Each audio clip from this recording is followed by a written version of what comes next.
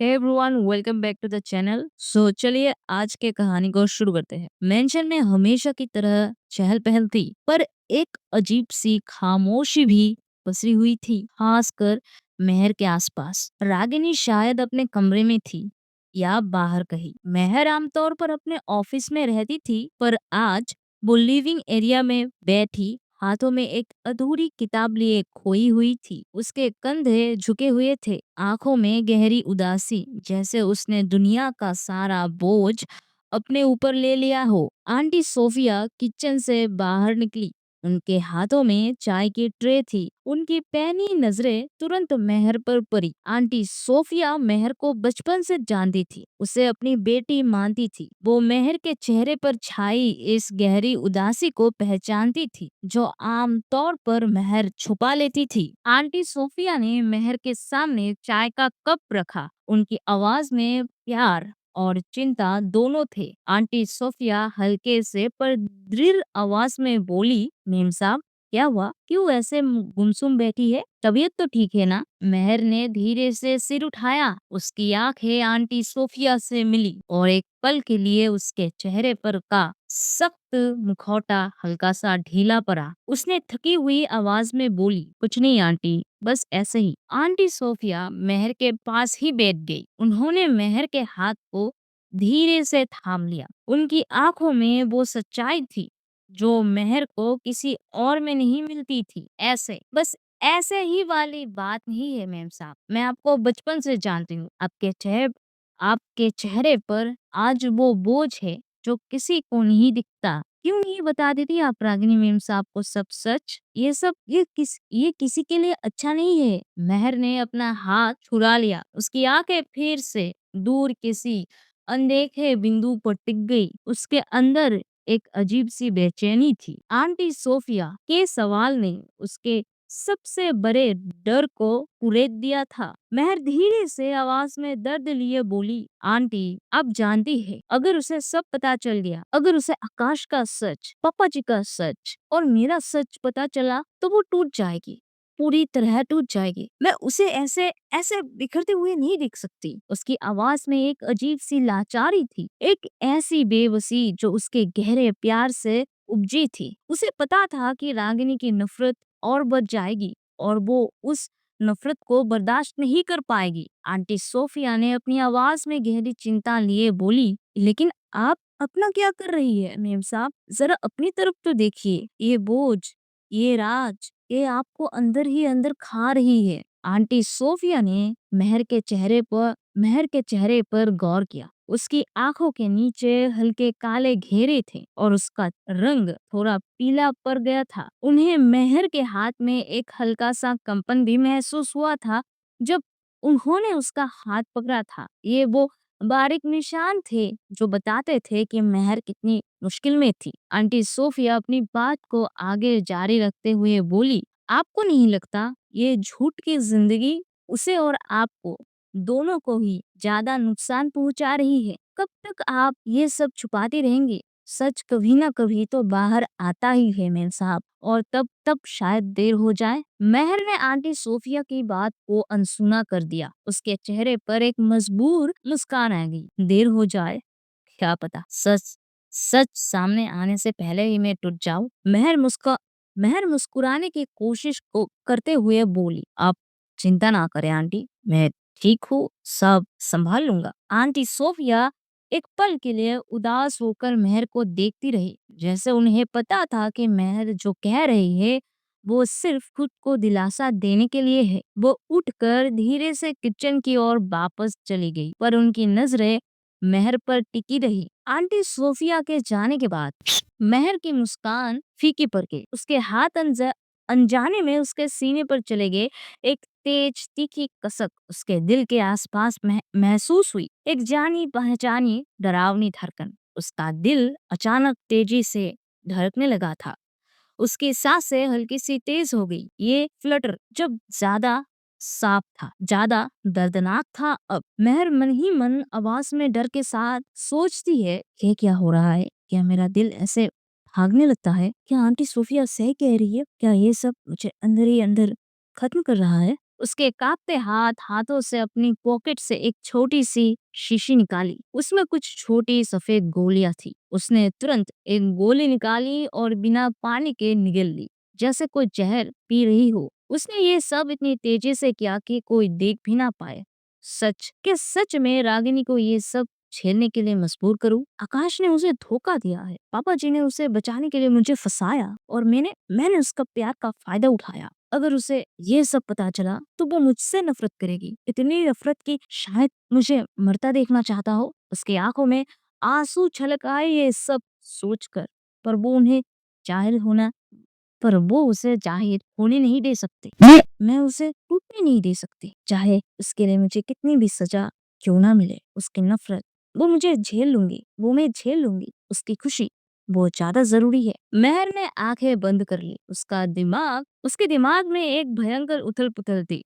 उसे लग रहा था कि वो एक ऐसे दलदल में फंस गई है जहां से निकलना नामुमकिन था। उसे रागिनी से बेइंतहा मोहब्बत थी, पर उसी मोहब्बत ने उसे ये सारे राज रखने पर मजबूर कर दिया था।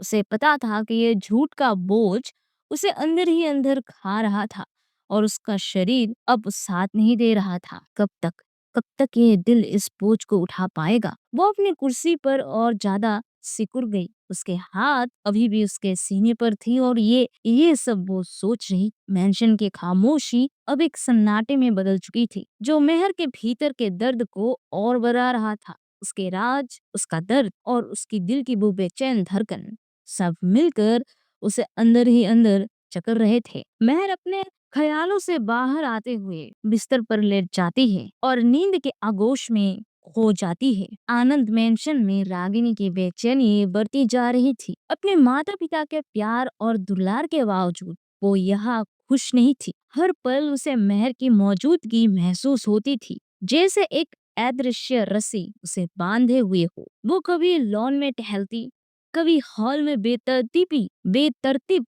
घूमती। उसके चेहरे पर एक अजीब सी झुंझुलाहट थी। मिस्टर आनंद और शालिनी आनंद उसे खुश करने की हर मुमकिन कोशिश कर रहे थे, पर सब बेकार। रागिनी की घुटन साफ दिख रही थी। तभी मेंशन के सामने एक लग्जरी कार आकर रुकती है। ड्राइवर दरवाजा खोलता है और एक कॉन्फिडेंट लड़की बाहर निकलती है, सिया आनंद। उसने एक स्टाइलिश मॉडर्न ड्रेस पहन रखी थी। उसके बाल करीने से संवारे हुए थे। उसकी चाल में एक अजीब सी आत्मविश्वास और चतुरता थी, जैसे वो किसी भी सिचुएशन को हैंडल कर सकती है। वो लंदन से अभी अभी आई थी और उसकी आंखों में एक अलग सी चमक थी, जो उसकी तेज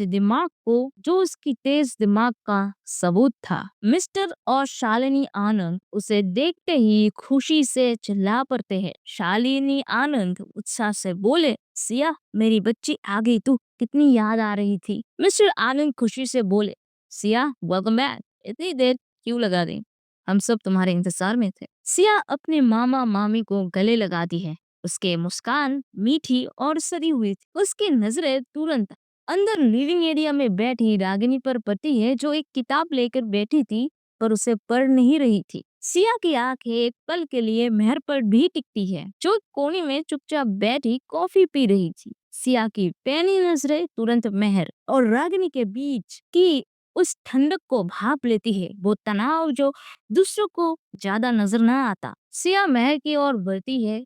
उसकी मुस्कान मेहर के लिए भी उतनी ही सरी हुई और औपचारिक थी। सिया मेहर से मीठी आवाज में बोली, हेलो मेहर, कैसी हो तुम? लंदन में बहुत बात होती है तुम्हारी। मेहर हल्का सा सिर हिलाती है, एक छोटी सी मुस्कान देती है। मैं ठीक हूँ सिया, तुम कैसी हो? सफर कैसा रहा? मेहर ने जवाब दिया, मैं भी ठीक हूँ, सफर अच्छा रहा, थोड़ा थका देने वाला था, पर अब घर आकर अच्छा लग रहा है। सिया की नजर एक पल के लिए मेहर और रागिनी के बीच जाती है, फिर वो मुस्कुराती हुई रागिनी की ओर बढ़ जाती है। रागिनी सिया को देखते ही थोड़ी सहज हो जाती है, जैसे उसे एक साथी मिल गई हो। सिया तू आ गई, चल मेरे कमरे में चलते हैं, मुझे तुझसे बहुत कुछ बात करनी है। दोनों कजिन्स एक दूसरे का हाथ पकड़े रागिनी के पुराने कमरे की ओर बढ़ जाती है। उनके पीछे दरवाजा बंद हो जाता है। रागिनी का कमरा हमेशा की तरह उसकी पर्सनैलिटी को दर्शाता था। ब्राइट कलर्स, ढेर सारी तस्वीरें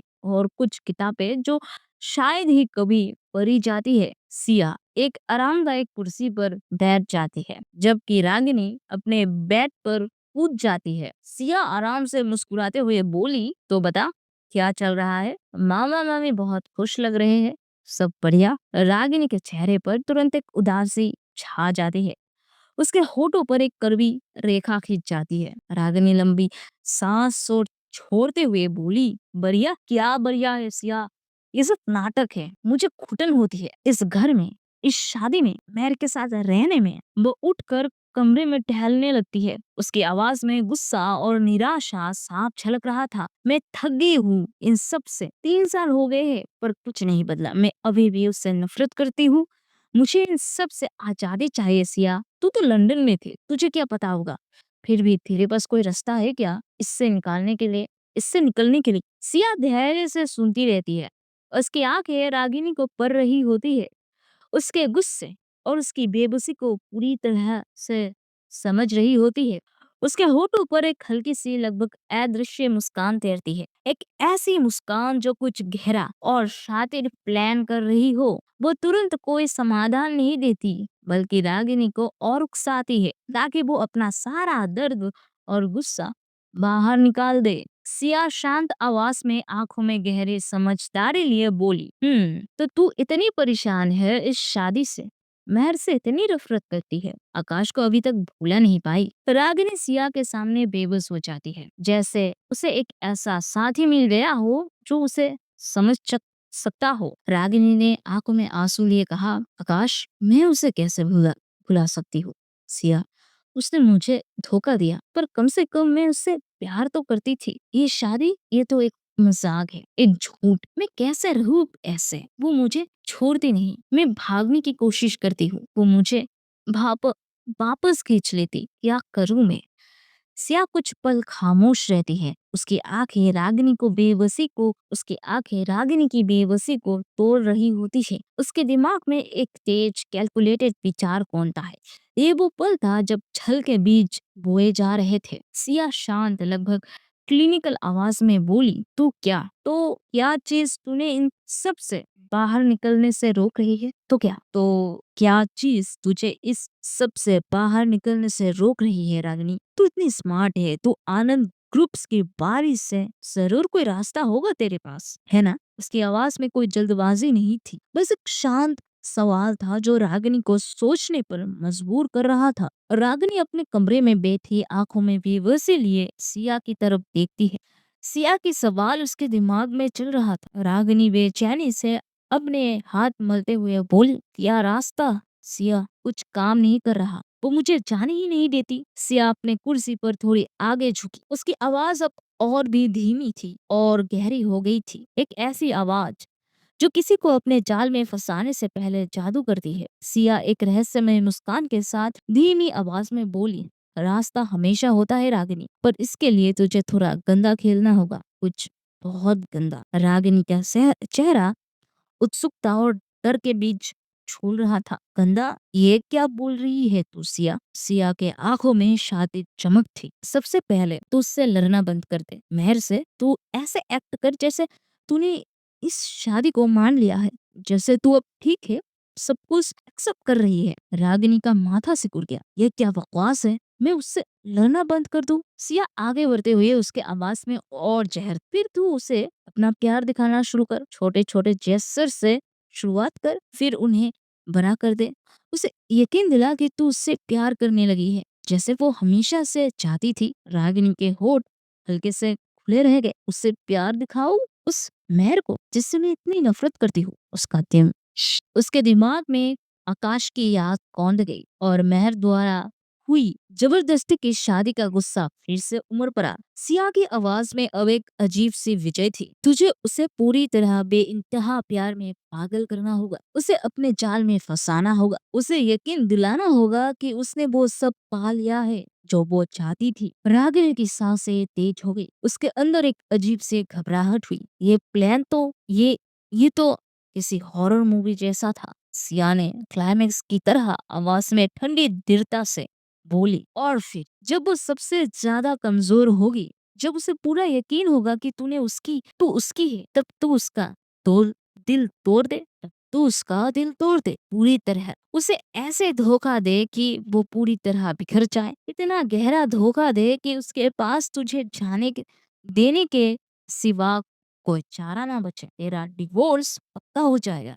रागिनी सन्न रह गई, उसके आंखें अविश्वास से फैल गई, जैसे उसने कोई भयानक सपना देखा हो। उसका दिल तेजी से धड़क रहा था। क्या ये सच में हो सकता है? किसी का दिल तोड़ना, वो भी मेहर का, जिससे मैं कभी हौसला देती थी, जो मेरी बेस्ट फ्रेंड थी। रागिनी लगभग फुसफुसाते हुए आवाज में दर्द लिए आगे बोली, पर ये तो बहुत क्रूर है सिया। वो मेरी बेस्ट फ्रेंड है या थी? उसके माथे पर शिकन पड़ गई, जैसे वो अपने समीर से लड़ रही थी। रागिनी अपनी बात को जारी रखते हुए आगे बोली, मैं ऐसे कैसे कर सकती हूँ? किसी का दिल ऐसे कैसे तोड़ सकती हो? सिया के होठों पर एक कड़वी मुस्कान आई। उसने रागिनी के हाथ को हल्के से छुआ। उसकी आंखों में देख सिया अपने आवाज में जबरदस्त तर्क लिए बोली, क्रूर? और जो उसने तेरे साथ किया वो क्रूर नहीं था। उसने तुझे जबरदस्ती इस शादी में धकेला, तेरी जिंदगी बर्बाद कर दी। तुझे आजादी चाहिए ना?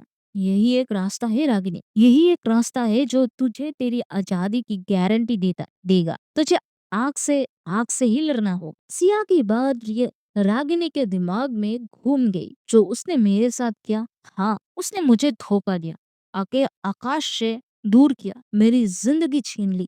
रागिनी के दिल में दबा हुआ गुस्सा, नफरत और बदला लेने की आग फिर से भड़क उठी। उसे आकाश की याद आई कि और कैसे मेहर ने उसे उससे दूर कर दिया था। उस गुस्से ने उसके हिचकिचाहट को निगल लिया। सिया अपनी आवाज में जीत की चिंगारी लिए आगे बोली, सोच रागिनी, एक आजादी जहाँ तू अपनी मर्जी से जी सकेगी, जहाँ मेहर का कोई कंट्रोल नहीं होगा और वो तुझे जाने देने के लिए मजबूर हो जाए। रागिनी की आंखों में एक अजीब सी चमक आई। उसके भीतर की बेबसी अब एक कठोर संकल्प में बदल रही थी। आजादी, वो शब्द उसके लिए किसी नशे जैसा था। वो शब्द उसके लिए किसी नशे जैसा था।